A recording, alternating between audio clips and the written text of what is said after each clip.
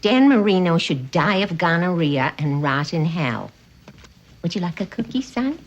Feels like a big day for you, Keith. Why is today a big day for me? Ace Ventura, Pet Detective? Just seems like this is like your holy grail. Oh, is that today? I hardly noticed. All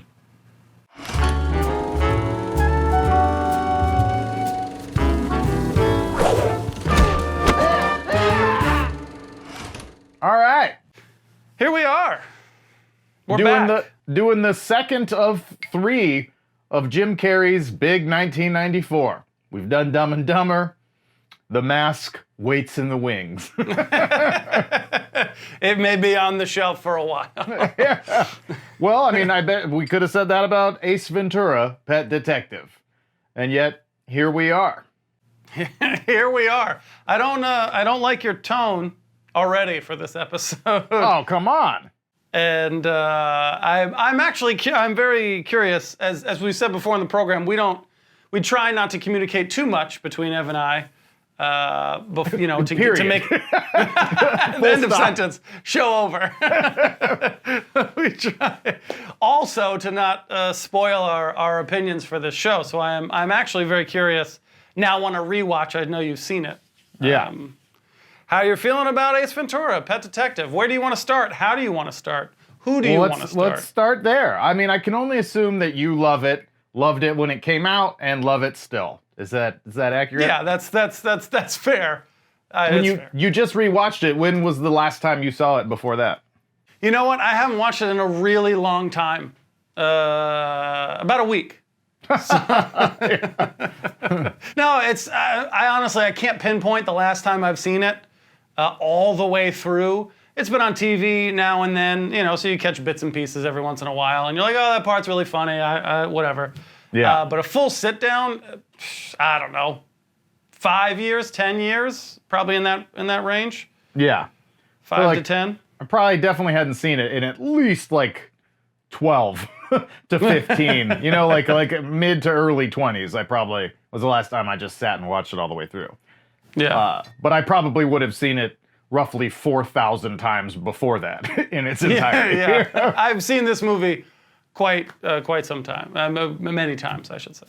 Yes, this was a large on repeat viewing for, I think, particularly the target audience of which we fell right into, which is pubescent boys in the early and mid 90s. Which is crazy. It's actually a place that I thought about starting, and I feel like segue.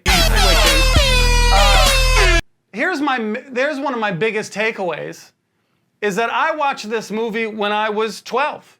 Yeah. With 12, I think it came out in 1994. I was 11. I didn't see it in theaters, so I had to see it when I was 12. So I can't believe this movie is not rated R.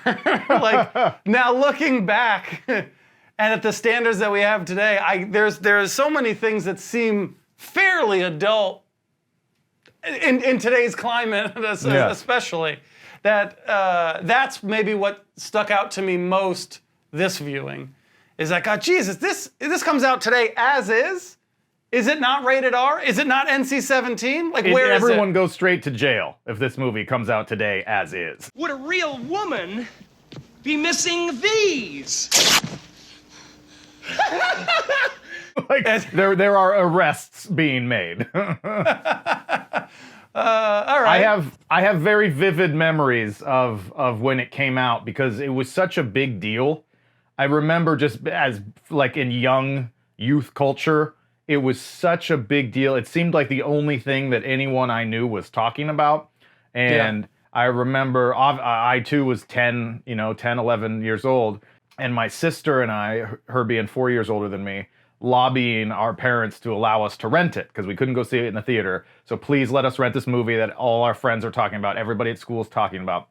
And my mom really didn't want to let us rent it because she'd read some stuff about it. My dad famously does not care. And we were really advocating. We were really like, please. They finally, much to my mom's chagrin, allowed us to do it. But my mom sat in the next room, just like glaring at him. like honestly, it was like so uncomfortable because she just wanted to like wait and get a sense of how bad it was. And there's a lot of profanity throughout this film. There's a lot of profanity throughout the beginning. There's the woman sucking his, and he's real friendly around here. And like so, like we made it 20 minutes. We made it 20 minutes into the movie, and we were so uncomfortable, we just turned it off. So I go to my buddy Josh Hamilton's house, and we watch it 4 times a day. Yeah, where dreams are made. Josh Hamilton, where dreams are made. It's true. It's true. I've never met him, but he's a great guy. He's a great guy. It's where I got a lot of my education. I got to watch a lot of good stuff. But yeah, so I remember it being a huge deal, and everyone doing the voice and doing the quotes, and then we can talk about that. And how are you this afternoon? All righty then. But yeah, I loved it. I loved it as a kid, and then watching it again recently, I was surprised by how much I still liked it. Like, it has some problems, both subjective and objective. There are some pretty serious issues that we'll touch on here, but as just like a funny comedy movie, Jim Carrey Hall of Fame, like I was really impressed by how his shtick didn't wear as thin this time as I thought it was going to. Like I went into it thinking like, I'm going to think it's still funny. I'm going to laugh. And I remember a lot of the lines, but I bet you it gets really annoying. And it doesn't really. There's only a couple parts where you're like, okay, scale it back just a little. But all in all, it's a great time. It's a great memory. It's super 90s. It's incredibly of its time. It's incredibly 90s. It's incredibly of its time. Another sort of takeaway that I had on this watch is I remember it, again, when things hit you at a certain age, they stick with you and they become good just because of how much you love it. And I just remember thinking that this was not only funny, but a good story too, or like at least some like, some thought behind it, similar to how I felt about Dumb and Dumber. And on this rewatch with a more critical eye, I can see that to be untrue. That was probably my biggest takeaway from this, is that the movie is not great for many reasons that we can discuss. But the thing that makes the movie, is Jim Carrey and that character. I fell in love, and I think everyone fell in love with the character and just went along for the ride. They would have liked any movie that unfolded. I think that's sort of my critical take, is that I think you just love Jim Carrey. And I know I do. I just say that universally. But everyone did in 1994. Yeah, this character, they were ready to love him. You've never seen anything like him before. You've never experienced anything like it before. On screen, it's just awesome to watch him do what he does. And this is the vehicle that did it. So I think everyone just likes the movie and remembers it very fondly. It's a really big swing. And I was kind of surprised and impressed in a way that this was the first of the 3 that came out that year. So it's like this was his first starring vehicle, and for it to be such like what you might think of as like, this is potentially kind of niche. Like it's not gonna, that sense of humor is not going to be for everybody. And I read something that he said at the time of just like, I'm gonna go big and just, I'm going for it. And this might make or break me. And like, it's crazy to think that if people were a little like, who the fuck is this guy? And why is he so loud and obnoxious? Like a glove. Then who knows what happens with The Mask and Dumb and Dumber. And of course, maybe they even scale back on those things, or they don't want to feature him as much. And like, things are totally different. But because this worked so well, like it launched a new era. Well, true. I think it's interesting from the stuff that I read is I don't think Jim Carrey at that point in his career was anyone's first choice. He was not the first choice here, and a couple other notable names that get tossed around. But he received a writing credit for this because they bring him on and he makes it his own. I think I even read like he tried it a little more straight. Like originally, David Alan Grier was one of the names, and I think he's talked about how they like offered him the role, and it's just like, it's not for me. I turned that movie down. You turned down Ace Ventura? They said, you and Rob Schneider will put you guys together. And I was like, no, thank you. And I love David Alan Grier. I think he's great, personally. But you can't see anyone else in the role because it's just Jim Carrey. Yeah. Like owning this and taking this over.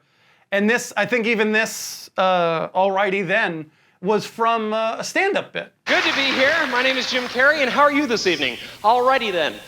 I think it was a character that he had already created. That he sort of just said, hey, let's do that. Like, this feels a little flat. I think I could punch it up a little bit more. What if we took it, to 11, sort of with this character in mind? Yeah. And I think they sort of just went with it, and that's why he gets a writing credit for it. It's just him, and someone had to believe in him. Someone had to say, yeah, go for it. Well, Good imagine job. if it wasn't him and it was any of those other names that you read, like even someone that's really talented and funny, like David Alan Grier, like it's not gonna have that kind of manic energy, and then it would be a lot easier to focus on like the film's shortcomings in terms of structure and story and all that stuff. But as it is, you just walk away going like, holy shit, that was incredible, that was so much fun. Whereas if it was a played hurricane of little, comedy. you're just out of breath. But if it was played a little more straight, you might just be like, oh yeah, I mean, that was funny, but it was kind of stupid. Like, it doesn't make any sense. But you all you can take away is just like, I want to be like Jim Carrey. I want to do voices like him. And I'm going to say, alrighty then, forever. Forever. It's like, I was trying to think, it was like Borat. I like sex. It's nice. Like, for people who weren't alive or too young to know about how big Ace comparison. Ventura was, like, it took over the lexicon. And at that point, I realized this is a phenomenon. This is a cultural phenomenon. Like it was everything. I was amazed by how many quotes, like how many lines, like throughout. Like we watched it together, Monique and I, and she was like, we're half an hour in. She's like, every single line is something that you hear people say today. Take care now. Bye-bye then. The who, the her. Righty then. Yes, Satan? Really? Like every line. It's really it really made it's quite the impact. Do you have a favorite line? Honestly, I always, the things I always say from this movie that I can think of off the top of my head are like even just mellow things. Like I say, you're a weird guy, Ace. Weird guy. You're a weird guy, Ace. Weird guy. Like if anybody's doing strange, I do that. I say your gun is digging into my hip a lot, which is unprovoked. I always thought that was really, really funny. Your gun is digging into my hip. There's a lot of funny lines. The funniest part on this watch that I maybe didn't appreciate as much when I was a kid is when he's super upset because things aren't going his way and he's talking with Courtney Cox and the dog. Like, what do you feed your dog? Like, he's miserable. He's just very unhappy. I feel sorry for him. Bad diet, isolated environment. It's amazing he's still alive. And then he just keeps spiraling. He's like, why don't you cry about it, fatty? Fatty. Would you please leave? Why?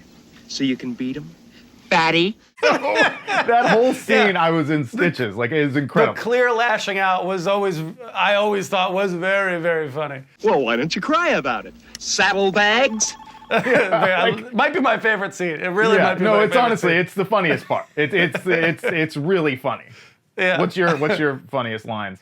I got two lines that just like always just stick out to me that are not like the classic lines. One is when he says "hungry fella" right in the beginning. Hungry fella? There you go. I don't know. I've always said that when I'm hungry. Like it applies to everyday life. And maybe my favorite is I don't do humans. I don't do humans. I was just thought that was really funny. Yeah, I was really bummed out just jumping all over the place. There was one of my favorite scenes that I always remember is when he's the German dolphin doctor, the dolphin vet, when he comes out of the tank. Heinz gets velvet. I am trainer of dolphins. You want to talk to the dolphin? You talk to me. And he's like, okay. Like he's doing that whole like, and you can quote him. And that wasn't in the version that I just watched. Like I guess because it wasn't in the theatrical. Yeah, it's not the theatrical version. That's like an extended scene. Yeah. Which I have come to forget that was not in the theatrical version. It's been in every version I've ever watched. Like enough to the point where we just watched this version and it didn't happen. And I was like, oh, maybe that happens a little later in the film. Like maybe I just got the timing off. And then I would get to the end of the movie and I'm like mad. Like where's the my last 15 minutes? I was like, where's the fucking? It's just like it's so funny, you know. I'm saying there's no black. and he is saying, "Egg," and he is up on the daily. And you can quote him. Yeah, and you can quote and he spits. Like, it's great. It's great. It's great. Does he call you at home? Why do you care about the dolphin? Do you know him? Does he call you at home? All right. Now we've gotten all that out of the way. All right, we're going to come back to some positive things. We're going to come back to some positive. We're going to come back to some positive things, but we need to address the elephant. the elephant? Yeah. Yes. Keith? Everett? I love everybody.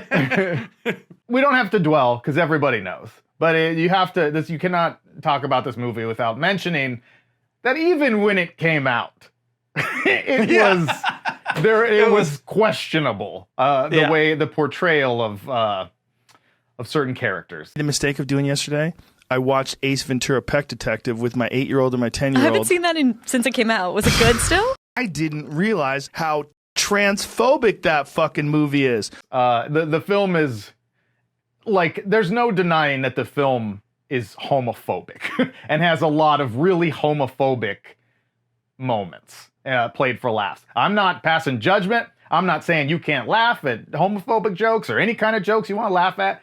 I laugh at a lot of the stuff. I'm just saying we can say that and also say it's there. Like it is. Yes. There's a recurring strain of homophobic humor throughout. So do you? So yes, everyone knows. If you don't know, go watch the movie. You'll know immediately. But I would never disagree with someone who may take offense to this movie. Totally a very valid criticism and complaint about this film. End of sentence. Period. I do love the film, and so I want to try and take the side of the film. The first question I ask for you is, do you think it's mean-spirited? I think some of it is a little.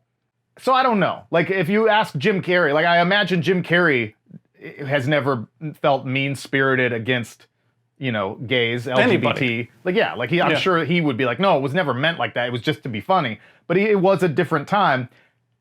Like, the visceral disgust that everyone has, especially him, at just the thought of having kissed a man. Oh my God! Einhorn is a man! That's, to me, like, the more offensive part than even some of, like, the trans stuff that comes in later in the film.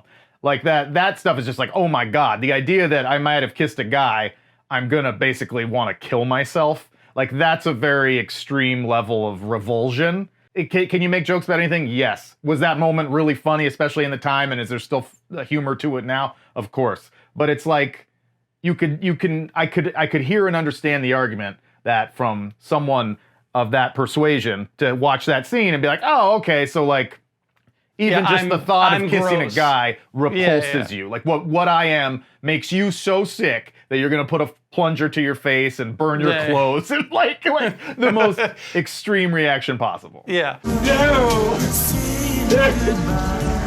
No! But that's, to your point, the extreme reaction is what's funny about it. It just, you could insert any setup to it. And that reaction of him burning his clothes and crying in the shower is just funny on its own. Forget about funny. What is. The joke is funny that anyone would react like that. Would react that way to anything to that degree. Yes, but I was surprised by how many of the reviews I read of that time that were like, "Yo, this movie is homophobic as too shit." much. Yeah, I was actually surprised too. It has rough, and I wouldn't have thought people would have been quite that aware. Absolutely. In the early 90s. But yeah, it was considered problematic then by a lot of people. And then to touch on that, as it continues, the portrayal of transgenderism is another point of contention, because the point of contention being that character played by Sean Young, Lois Einhorn, are they, the argument could be, are they even transgender? Like, that's where you really get in the weeds of just like, oh, but then the sensitivities about that are that you're portraying someone that does go through that as nuts and villainous, and that they have to be crazy to want to do something like that. Even though if you're a defender of the movie, you could just argue like, no, this is not transgenderism. This is someone who's psychotic that was willing to go to any length to carry out this dastardly deed. But it's all a little muddy and gray and less than ideal when you flip around and show a tucked back penis. That's your big reveal. I know. If the lieutenant is indeed a woman, as she claims to be. It gets a little dicey. Again, I look at the color look at the film with rose-colored glasses. Is that a saying? Indeed. Rose-colored glasses. Yeah, because again, I would totally understand if someone took it. Like, I can see 100% people take offense to it and interpreting it in different ways than I did. Yeah, I never thought like that was, you'd have to be crazy to do this, that just this character would go to any lengths to exact revenge.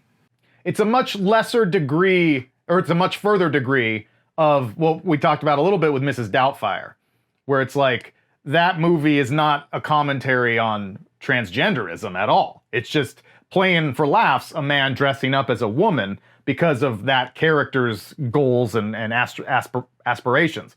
Whereas this could be that taken much further, arguably to a much more problematic degree of like, this person has this issue that they're trying to resolve, and this is the way they've thought to do it. But I think it gets a lot murkier because of the thoroughness of the transformation and the fact that she is seemingly very attracted to a lot of these male characters, and it's like it just gets there's a lot more sexuality involved in this character than there was obviously with Miss Doubtfire. So it's wild to watch now. I mean, honestly, like, shocking. You forget all of it. I was like, oh my God, this movie is nuts. It's crazy. Yeah, I thought it was just interesting on myself to see how much I sort of overlooked. And again, I'm 13 when I first saw it. I'm 12 when I first saw it, so maybe I shouldn't even have fully realized. Like, but you do watch it today, and it is like, oh shit. It's very a lot. It's very present. So it's crazy to think how much I didn't see so many times over the years until like you get to today and you're like, oh shit.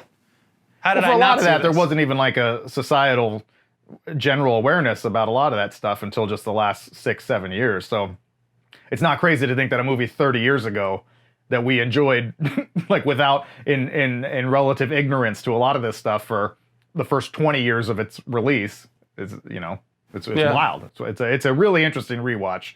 But still very funny. It's still a very funny movie. Gun is digging into my head. I want to talk about Sean Young. Okay. Because I think she's a really fascinating person and character in Hollywood. Have you looked into Sean Young at all?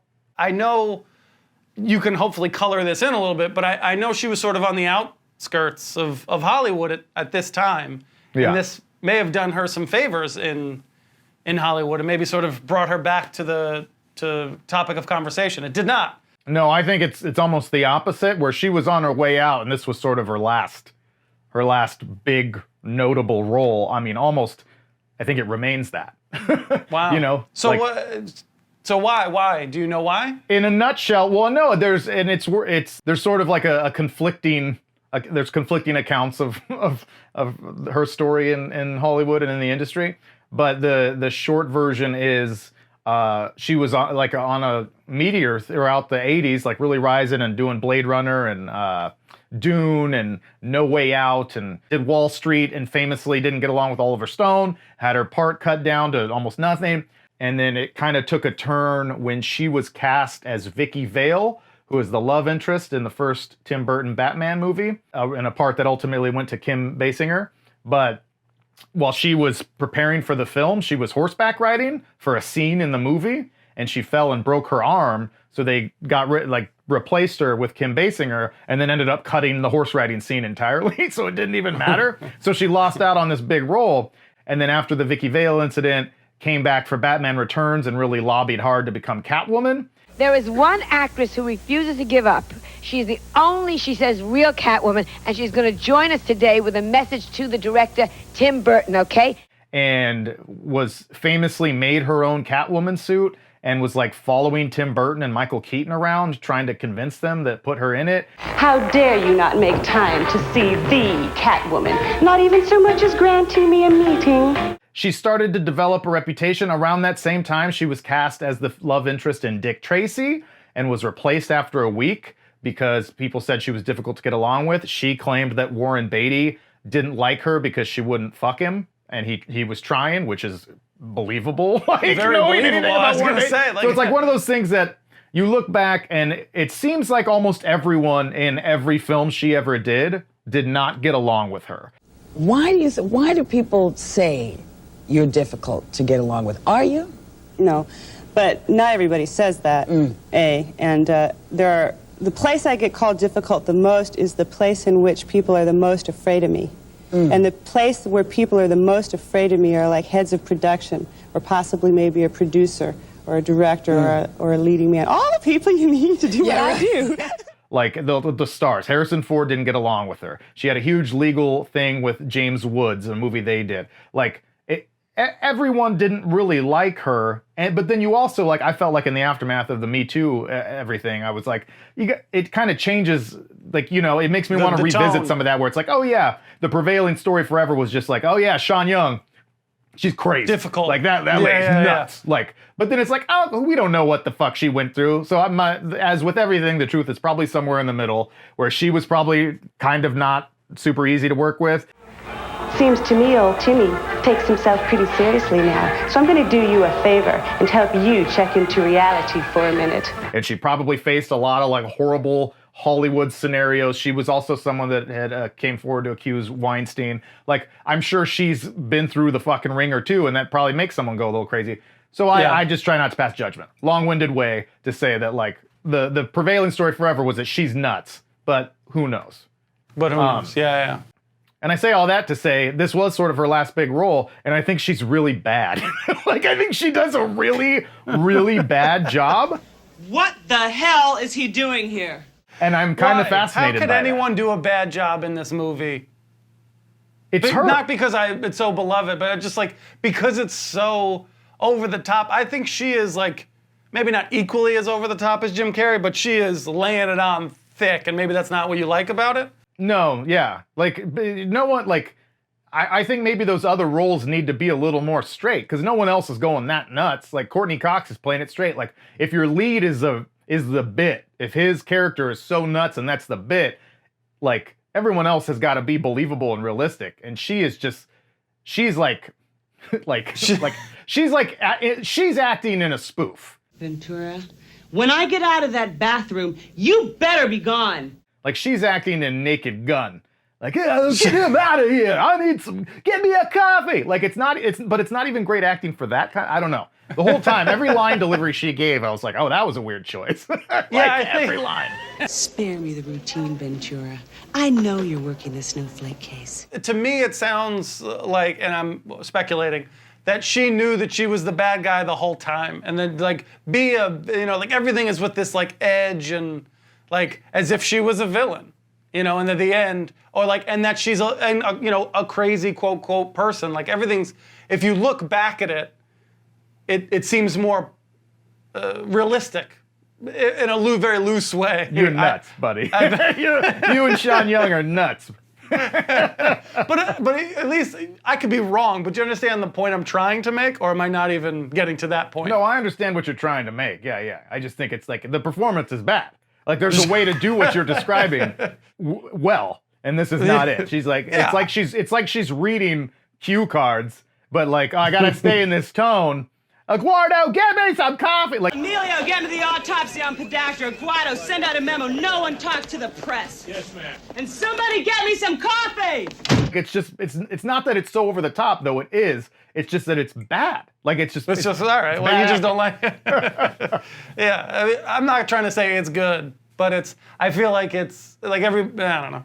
Everybody else, for the most part, I would say, just sort of recedes into the background, except for, very strangely, Dan Marino, who does an excellent job. I think Dan Marino does a really good job in this movie.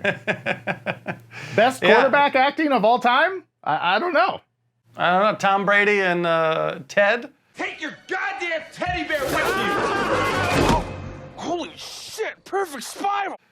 Or Ted 2, one of those Teds. I'm trying to think of other quarterbacks. Well, I guess who had Peyton acted. Manning gets a lot of love for his Saturday Night Live performances. People like him. People do love him. I throw, you catch. It's not that hard, okay?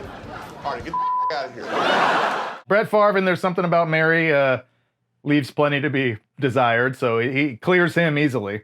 Yeah, he's not good. Hey, Mary. Hi, Mary. Brett? What the hell is Brett Favre doing here? It's me, Brett. Yeah. We got to do There's Something About Mary. I've been wanting to. I would love to. I haven't watched that one in a long time. Any other cons you want to talk about while we're in the cons section? No, I don't think so. I was really pleased with how funny I still found it. Like, I really enjoyed it. We had a great time rewatching it until Monique got all the way through it and wasn't even 100% sure if she had seen it. Like, she's like, oh, I've seen it. But she grew up watching When Nature Calls, like, a lot more. Yeah, I think some people get yeah, it was like, because she's a little confused. younger, so she saw that one more. And so, like, when we got to the end of this one with the flipping around and the disrobing of Sean Young and all that, her jaw was on the floor. It was like, this is insane. Like, this is, like, she did not know that was coming. So to watch someone who didn't know that moment was coming witness it for the first time was like, she just got silent. Like, she just didn't really laugh the rest of the time. Like, it was just very intense. It just felt guilty and bad about like, herself. oh my God, what have we done? Yeah. But I think I often too, like, I say Bumblebee Tuna a lot, and that's from the sequel. There's a handful of moments from the sequel. Bumblebee Tuna. Hi there, nice to see you. Bumblebee Tuna? Bumblebee Tuna!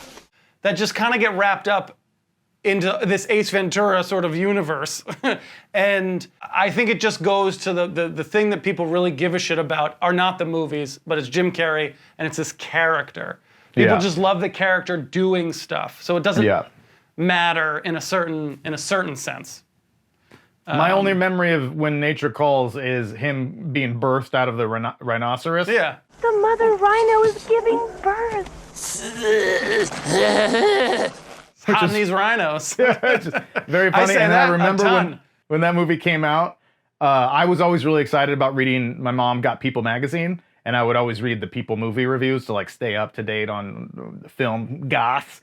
And I remember reading When Nature Calls review because I was reading through it, and it mentioned a word I didn't understand when I was, 11 or 12.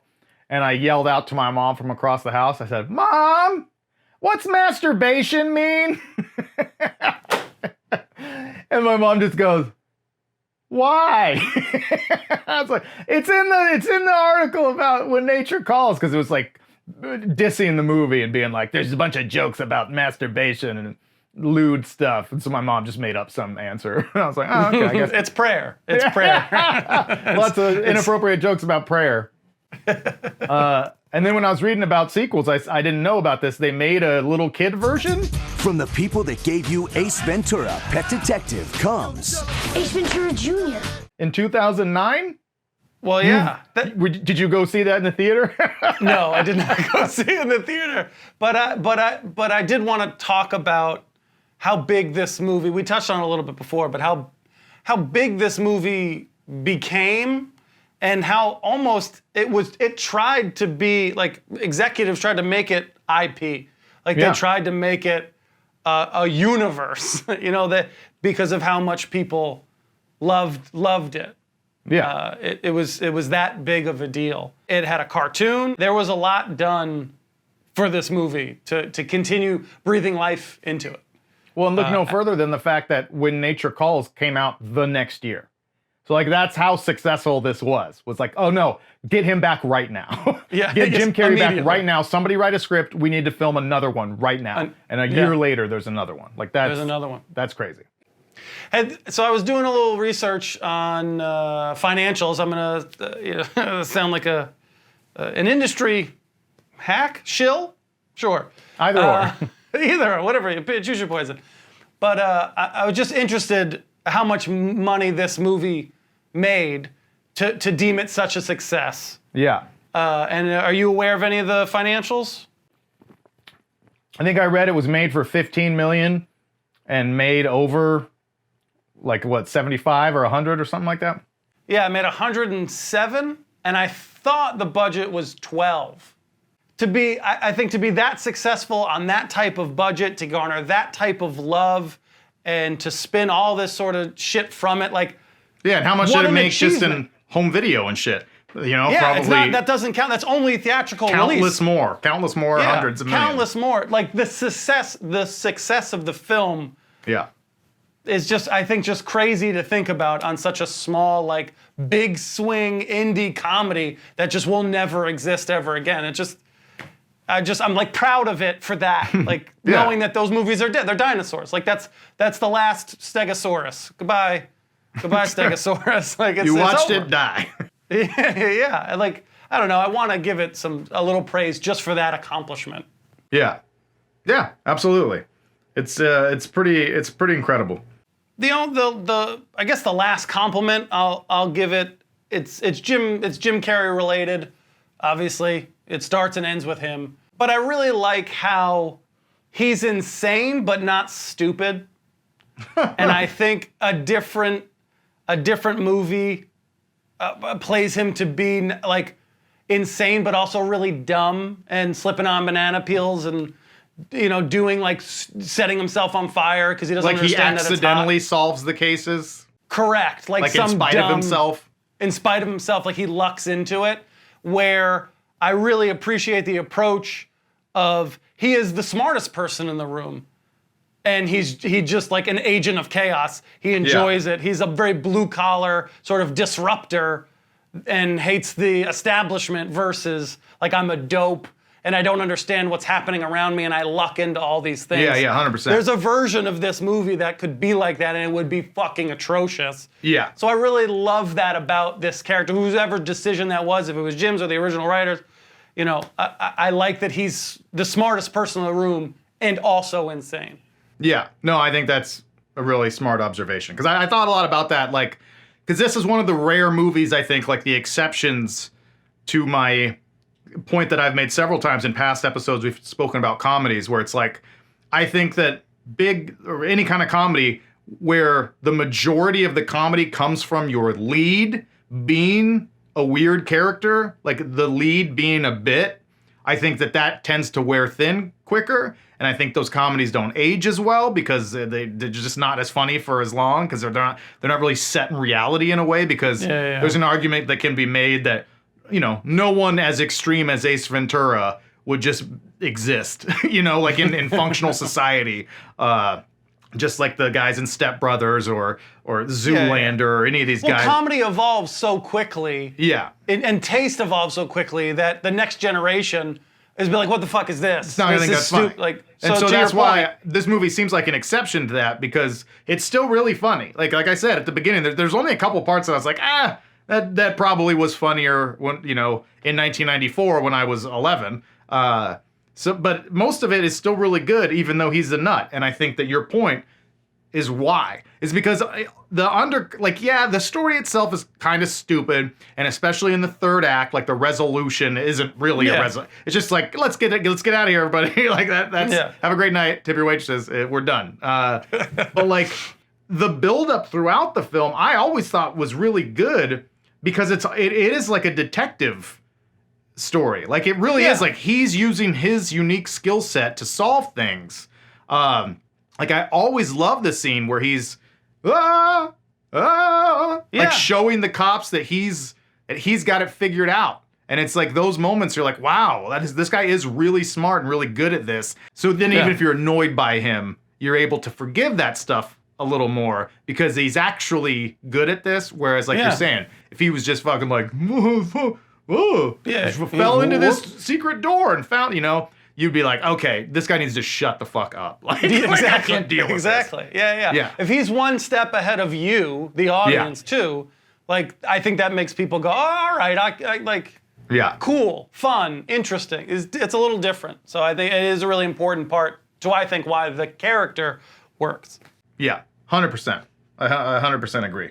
I think it's wild that the NFL signed off on this. Like the NFL is as involved as they are to like use their own team and stuff. Like, well, that's the beauty of the before time is where like things weren't that expensive. Like in the 90s, they probably didn't even know the value of their presence to the film. Like it just was a different financial time where that stuff wasn't as closely monitored or didn't see as a big value. It was probably almost like, hey, NFL, want to be in a film? Sure. Like, I'm underselling it a bit, but... What are you guys doing here? Making a little movie? Oh, yeah, use our stuff. Yeah, cool. Dolphins, Eagles, whatever. Yeah. Sure. It's going to be just rampant homophobia everywhere? Like, yes, that's what we want our brand associated with. Yeah. Yeah, I mean, I'm trying to think. Oh, yeah, one of the reasons this is a Keith recommendation. See, we do Keith movies sometimes. And now I don't know the guy's name, so it's a terrible segue. The Yes, Satan? Ventura. Yes, Satan? The landlord who just passed away just a couple days ago as of this recording. Yes, we should dub in his name. Dub in his name. We appreciate you. Breaking Bad, famously, he was a character on Breaking Bad and Better Call Saul. Really, really great character actor. And that whole sequence is still very funny. Even though you know exactly what he's going to say the whole time, it's so funny. It's great. Yeah, it's great. With oh, I'm sorry, I thought you were someone else. It's still funny. Just his delivery and that actor. His performance, I think, is that grizzled. I hear him scratching around. Yeah, yeah. I heard animals in there again, Ventura. I heard him scratching around. Yeah, yeah. Everybody's at like a 10. Everybody's at a 10. Yeah, it's such good stuff. I also don't want to let the episode end without shouting out the two. Well, I mean, geez, Louise, there's so many funny. I just had all these thoughts at once. 2 more hours on Ace Ventura. The great. Some of my favorite scenes are obviously the iconic lines of "Laces out." Laces out. Like Dan Marino should die of gonorrhea and rot in hell or whatever. Hell, yeah, yeah. That whole scene is great.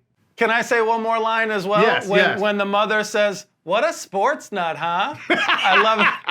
What a sports nut, huh? I forgot about that line until you started talking about it. Her sincerity of like, this is impressive. You have no fucking clue. Later. He lives for this stuff. Yeah. What a sports nut, huh? And then obviously, while it's probably problematic in its own way, the whole time he goes to the institution, and that entire bit of, let's see that again, super slow-mo. I mean, that stuff is like so stupid, but like so high level funny. And I'm always blown away by how hard he slams his head down on that bench. Since I was a kid, I always think like it can't be as hard as I remember it. And he, like, I don't know what they did to that bench, but he hits the shit out of his. That's a concussion. Yeah. You talk about commitment. Like I just believe Carrey's like, I'm here, I'm doing it. Yeah. This is who this guy is. Yeah, we get one take, and I'm doing it at 11. That whole, he does so many great things, like performance-wise. Yeah. He does a lot of great ththings, and just his physical presence and his like body control to be able to go forwards and backwards and like make these facial expressions, and like to do the rewind bit, like the way he moves his hips. Yeah, it's impressive. Like it's it's a very good job. It's good. It's like really good. Yeah. How it to be that level of the command over your instrument, if you will, to make it more artsy than it should be. You guys would understand. You don't know art the way that I do, but it really is mind-boggling. He is a true talent and a unique talent that we will probably never see again. Yeah, I think you nailed the most important piece of this episode with talking about that character being competent and being the smartest person underneath of his ridiculous over-the-top facade is what makes the movie work. Because it's not just that he's the smartest guy or that he's a great detective, but he's also cool, which is completely at odds with everything he's doing. He's also like a fantastic lover. Oh my God. Oh my God. Like, you know, like he's a cool guy. I mean, I'm serious. Like that stuff is like, he's good at all this shit that guys want to be good at. So like to be the cool guy, to be the guy that's given Courtney Cox 4 orgasms in a night, and be the best detective in the room, but also be stupid and nuts and make all your stupid jokes. Like I think that's why it worked so much to boys of our generation in particular, who were like, "Oh my God, you can really have it all." There's a hint of aspiration, even though he is a cartoon character. Yeah, 100%. Yeah, he's so good. I just hope people will remember Jim Carrey and his greatness forever. I think about it now the way I think about like Schwarzenegger. Like kids today only know him as like this old guy and maybe faint memories as a politician. It's like, man. Arnold was like the shit. Like you don't understand how famous he was. Michael Jackson, Michael Jordan famous. Like he was the guy. He was an institution. And I feel that way about Jim Carrey throughout the mid '90s. Like you guys just know he's kind of this weird guy that spars with Trump on Twitter and draws and makes paintings and that Jim and Andy, everything weird about that. But like no, he was he was a fucking big deal. Like he was the guy. Yeah. I mean, Jim Carrey is like, to continue to heap praise on him, and who cares, I guess, what I think, but like he was probably the most impactful person of my like celebrity, or like, you know, like just someone that I like idolized and looked up to. Yeah. Because not only does he do my favorite movie of all time, Dumb and Dumber, like he's the guy. This movie, obviously wildly funny, but then he started to kind of grow up with me. And then does The Truman Show and does Eternal Sunshine of the Spotless Mind and starts to do a little more dramatic and creative pieces as I get older. So like his impact on me is just like I almost can't quantify it because of how many sort of touch points he may have over his career to me. Yeah. And I just love him for it from like just a pure enjoyment standpoint. Like I just love that I've had that experience because of him. So I'm so like grateful for that. Fantastic. Yeah. Well said, Keith. Jim. Thanks. And now we go live to Jim Carrey. Jim,